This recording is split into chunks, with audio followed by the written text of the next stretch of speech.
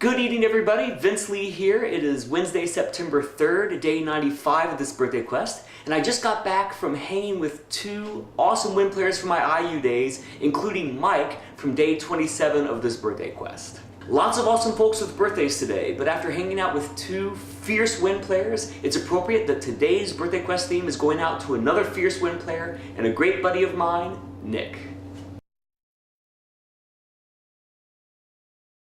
Nick is an awesome clarinet player that I met during my years at Juilliard. He was doing his master's degree in clarinet performance, and he was also in that famous graduate ear training class that I taught. Nick is now the third person to be featured from those graduate ear training classes that I taught, and as I mentioned in the past, those classes were packed with the most incredible musical talent you could possibly imagine. It is always so great to get to work with this guy. In fact, we've had the chance to do 2 gigs together recently. Great guy, great musician, and super funny also. In fact, he's got some of the best comedic timing of anybody I know.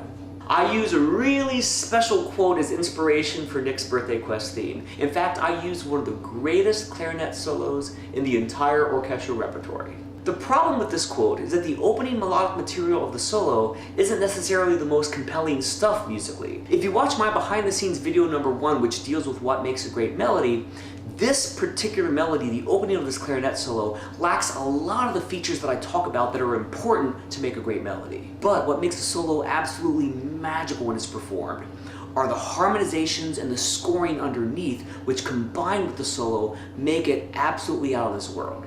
Long story short, after playing around with that opening material for 20 minutes or so, I wasn't able to find either a different style and/or different harmonizations that both did justice to the music and also ended up being compelling enough to record for a great birthday quest theme. But later in the movement, the clarinet actually gets to play the main theme of the movement, and that's the material I end up using. Nick's theme takes the style of a fantasia, and while you might not catch it on the first hearing, I move chromatically by half steps in the left hand, starting and ending on G. This famous solo ends up being very well disguised, and as usual, it's played in the original key that it was written, but its rhythm and surrounding harmonies are very different. If you want to see what quote I use, check the information section below the video on the YouTube page. Happy birthday, Nick! I hope you're doing well, my friend, and I look forward to our next gig together in New York City.